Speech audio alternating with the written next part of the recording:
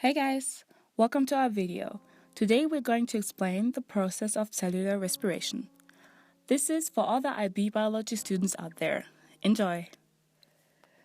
Cellular respiration is a process in which the cell produces the energy they need to survive.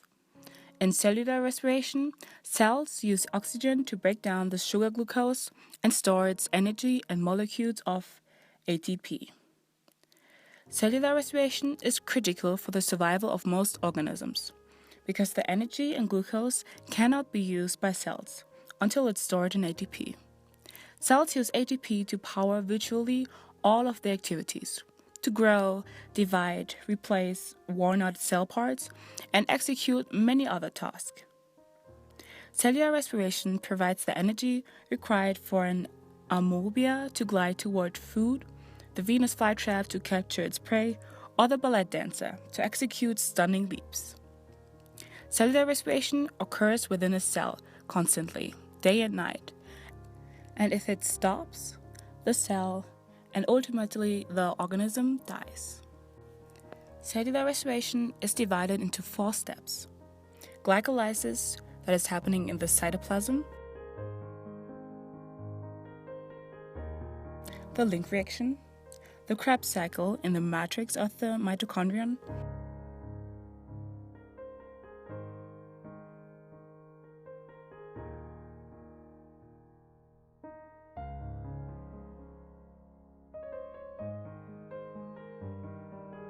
And the electron transport chain in the inner membrane of the mitochondrion.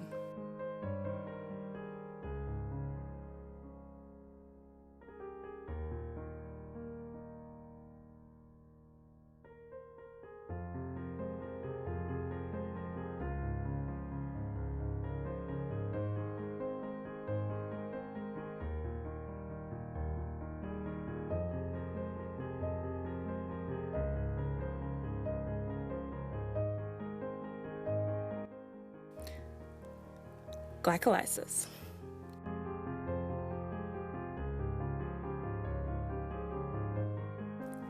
Glycolysis is the process in which the glucose that got into the system by eating is broken down in order to get as much energy as possible. The energy is provided in form of ATP. The whole process takes place in the cytoplasm. It was the first process to ever happen by bacteria, when there was no oxygen present in the atmosphere. First, the glucose is broken down into 2,3C pyruvates, also called pyruvic acids, with the help of 2-ATP. In this process, the 2-ATP loses their charge. The 2 pyruvic acids then charge 4 ADP, gaining 4 ATP. So overall, there's a gain of 2 ADP in this process.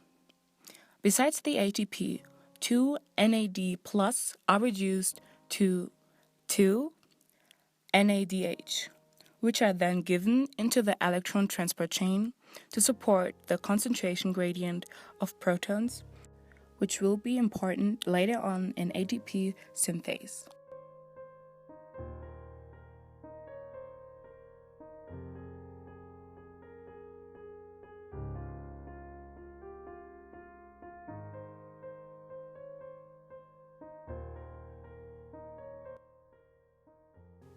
Important for this process is that there is no oxygen needed.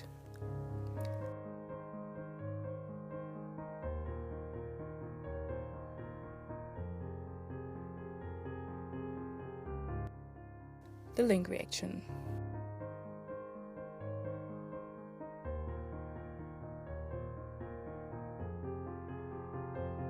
The 2 pyruvic acids are produced of glycolysis, will each have 1 carbon removed by the link reaction, resulting into 2-acetyl-CoAs with the help of an enzyme called coenzyme A. The removed carbons will be released as CO2, while NAD+ is reduced into NADH. The link reaction is a process in which enzymes remove the C from the pyruvate. That results into 2 pyruvic acids. As 2 pyruvic acids came out of the glycolysis with 6 carbons, glucose, both will individually go through the link reaction. Here's what happens with each pyruvic acids and its 3 carbons. Coenzyme A will take away 1 carbon, which will be released as CO2. The remaining 2 carbon molecule is called acetyl coenzyme A, and the process repeats with the remaining pyruvic acid. During that time, NAD+ is also reduced into an NADH.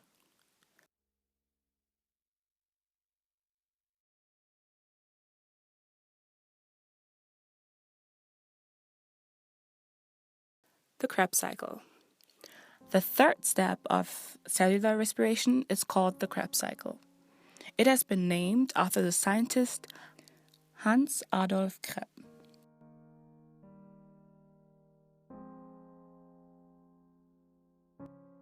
And it happens in the mitochondrion.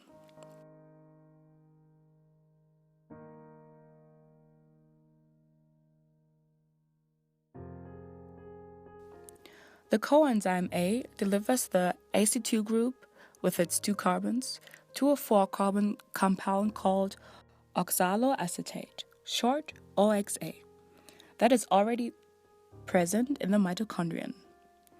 The acetyl group and the oxaloacetate combine to form citric acid. This is why the Krebs cycle is also called the citric acid cycle. We now have 6-carbon compound that will be broken into the original oxaloacetate through a set of reactions. These reactions result into formation of 3 NADH plus 3H plus 2 ADP and 2 FADH2.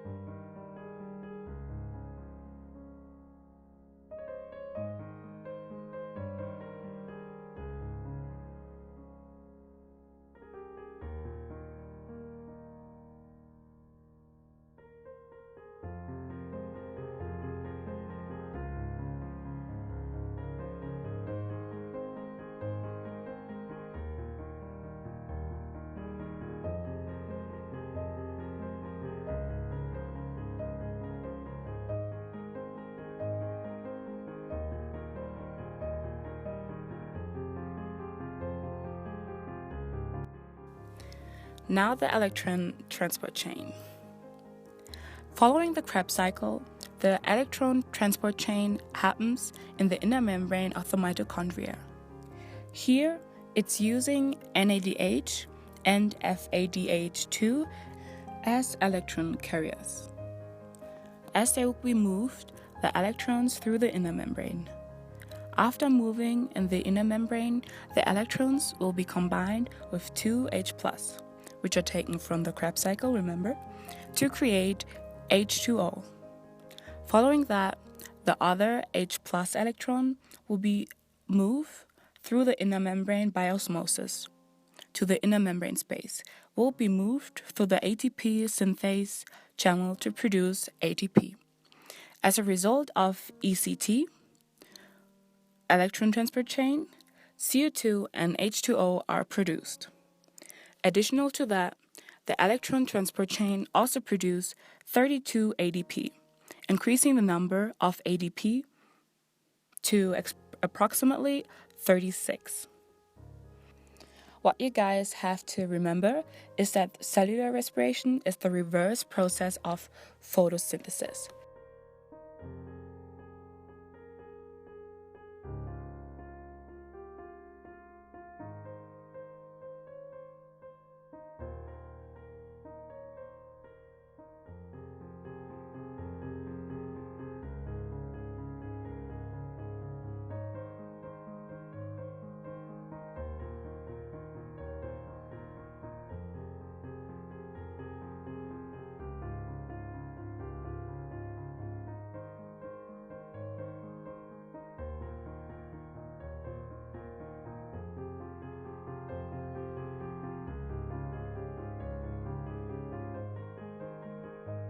So that was all. Thank you for watching.